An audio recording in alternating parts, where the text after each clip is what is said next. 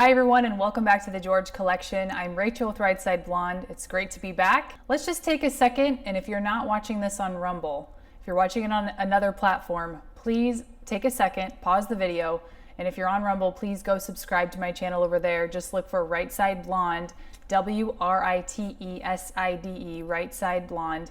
Subscribe to me over there because, for obvious reasons, we may get shut down on another platform. I won't say the name of it, but I think you all can gather which one I'm talking about. So please do that now if you haven't yet. I would love to see you over on the other channel as well. Besides those two, you can find me on Telegram and Truth Social.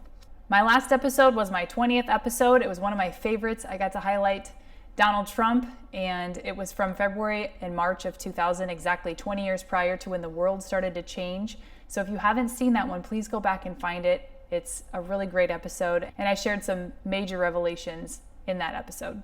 Today I'm going to be highlighting the December 1996 issue with Woody Harrelson on the cover, and the main topic says, "What does America believe?" I think this is an important magazine to cover today because we are in the midst of an information war. We don't know what to believe. It's really hard to use our discernment. So I wanted to highlight what George said about this very topic from December of 1996. I hope you enjoy. Before I jump into the articles from this magazine, I wanted to take a second and read John Kennedy's editor's letter from the beginning of it. Here we go. Believe it or not. When I was 17, I witnessed something so diabolical it could only have come from outer space or Washington, D.C. I was working as a ranch hand in Wyoming after my family had decided, with my grudging concurrence, that for that particular summer, I should be someone else's problem.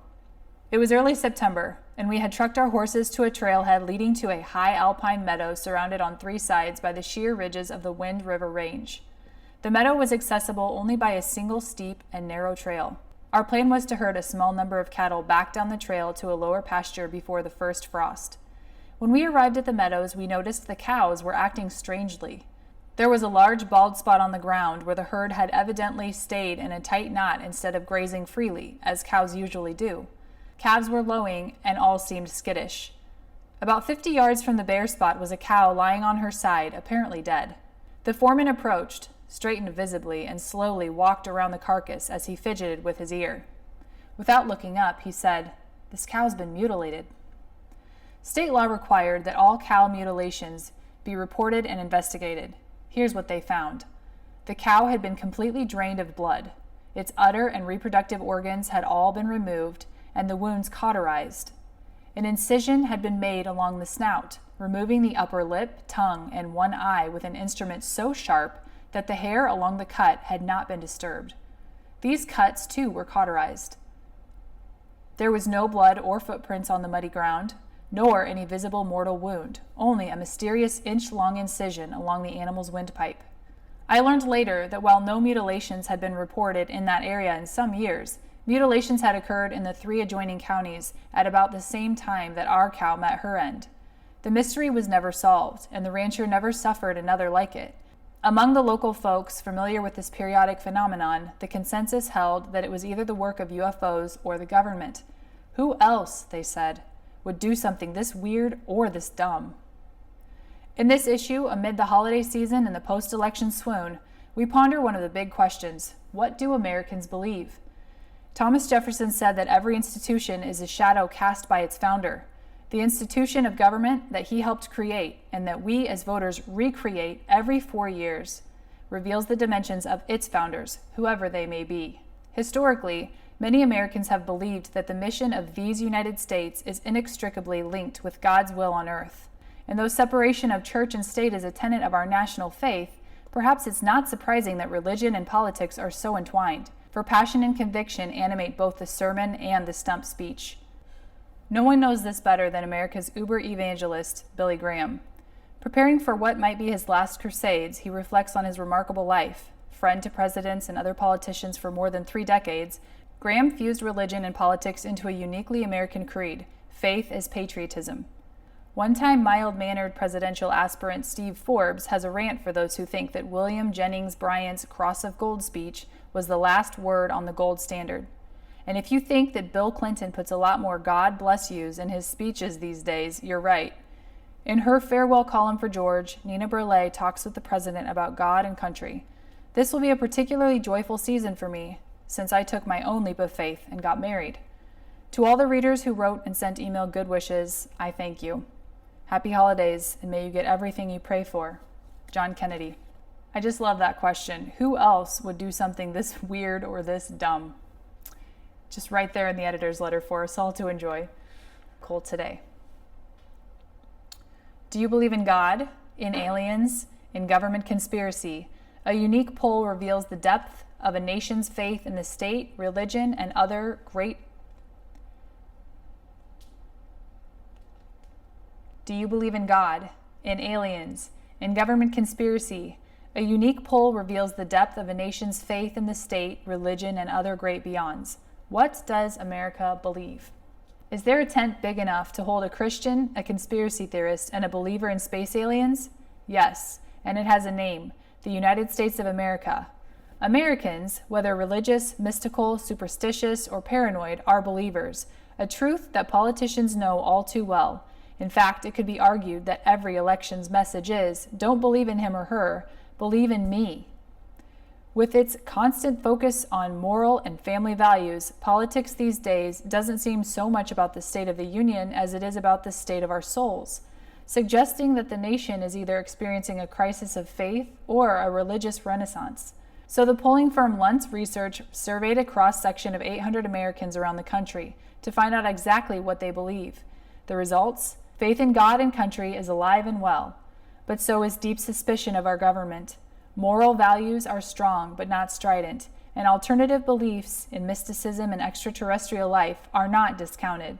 The following is a breakdown of the nation's distinctive set of beliefs based on respondents' answers.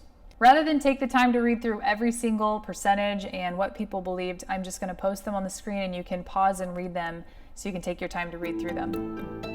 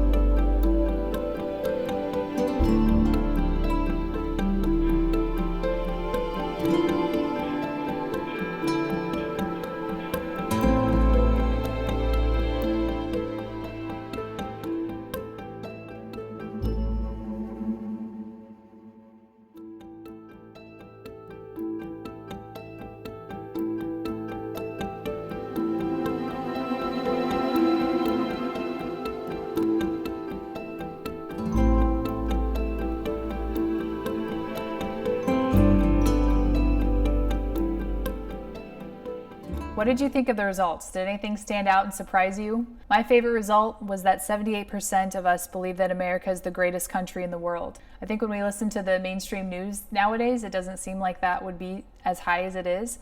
But I think with the growing movement that we're experiencing right now, perhaps it's at 78% or higher. Of course, I noticed the 78, which is Kennedy and gematria, so maybe that's why that number stood out to me. But honestly, I was excited to see that 78% of people back then thought America was the greatest country in the world. And I would be really, really interested to see if we could recreate this study and know that we were going to get honest and true results from that study, just to see where we're at today. Where do you guys think we'd be today? Do you think we'd be at 78%, higher, or maybe lower? I think we'd be a little higher than 78%, but that's just my opinion.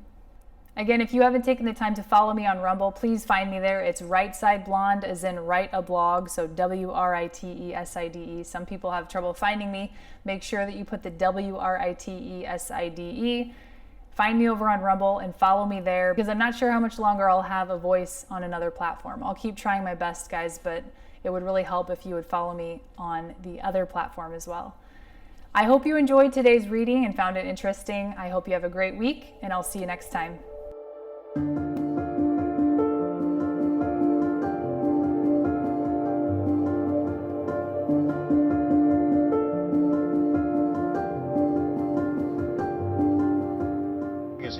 George, which is a hoot of a magazine. I thought you were a lawyer.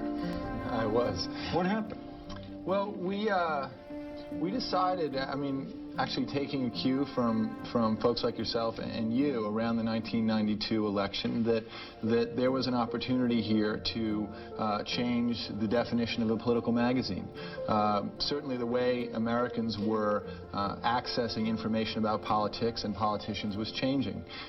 Candidates were appearing on late-night talk shows, on talk radio, on sitcoms, and there was a kind of a leveling process, and while the rest of media clearly had caught up with that, we felt that political magazines per se hadn't. Your mother was a hell of an editor at Doubleday. That's what I hear. Would she have liked George? I think she would have.